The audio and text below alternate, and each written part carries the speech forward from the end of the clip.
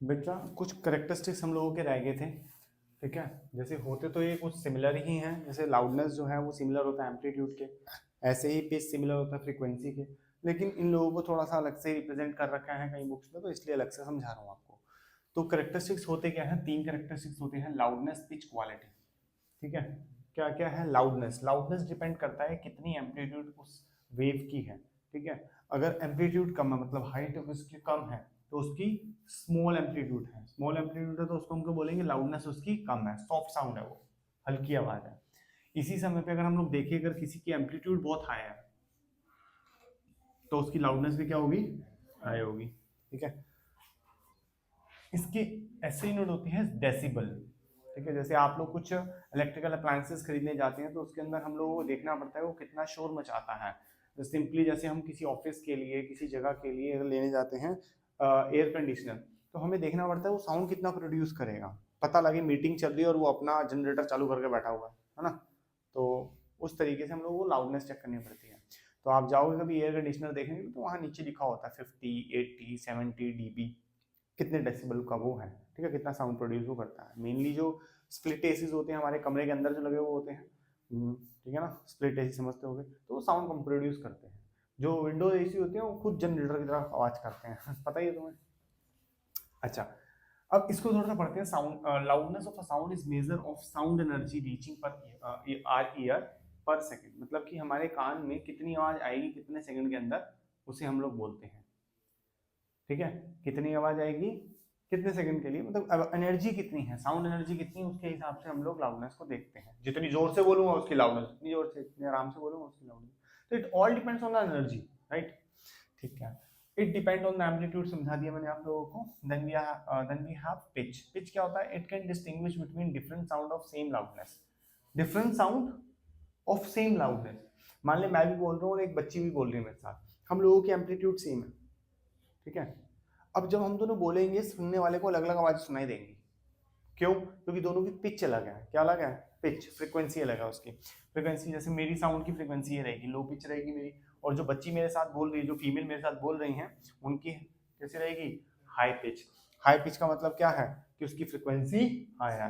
देखना number of second में कितने सारे टर्न है, अगर मैं यहाँ देखूँ इतना डिस्टेंस है, यहाँ पे 4 वेव्स ट्रेवल करिए और यहाँ पे ओनली सिंगल वेव ट्रेवल करिए, then it's having high pitch, और इसके अंदर क्या है, लो पिच।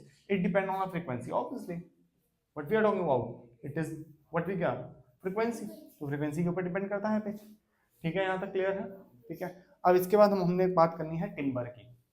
नेक्स्ट है बेटा हमारे पास क्वालिटी।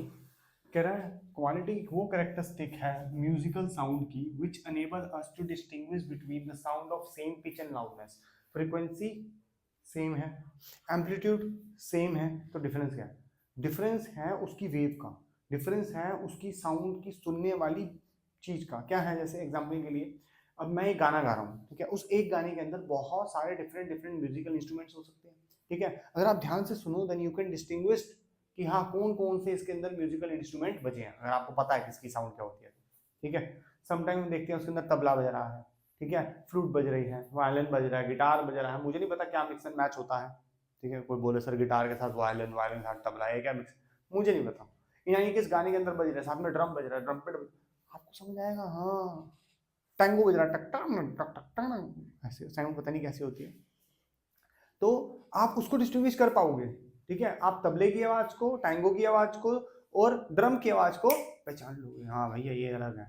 तो है तो सारे एक जैसे ही, सारे ड्रम जैसे ही होते हैं, लेकिन उनकी अलग अलग क्या है, एक क्वालिटी है, ठीक है। और वही डिस्टिंग्विश करती है, जैसे गाना गा रहे हैं हम लोग, तो जब हम सॉन्ग प्ले करते हैं किसी, उसके अंदर बहुत सारे म्यूजिकल इंस्ट्रूमेंट हैं, सब अलग अलग हैं, लेकिन सब एक ही एम्पलीट्यूड पे, एक ही फ्रीक्वेंसी पे बजते हैं, ठीक है। अदरवाइज तो शोर लगेगा, वो म्यूजिकल इंस्ट्रूमेंट तो नहीं लगने वाले। अब सब सब कुछ सेम है, तो फिर डिस्टिंग्विश कैसे करेंगे हम लोग, बाय क्वालिटी, ठीक है। तो ये क्या है, म्यूजिकल इंस्ट्रूमेंट को एकदम अलग अलग करने के लिए, बताने के लिए। देखो ध्यान से देखो, हाइट ज्यादा, थोड़ी ज्यादा होगी क्या, ओहो, इसको कम कर लेते हैं, वरना फिर बच्चे बोलेंगे जी, समझ आना क्या बोलेंगे, ये इतनी है, ओहो अभी भी खराब है, नहीं नहीं ठीक कर लेते हैं ना, गलत क्यों समझ आए। एक मिनट बेटा, एक मिनट, एक मिनट।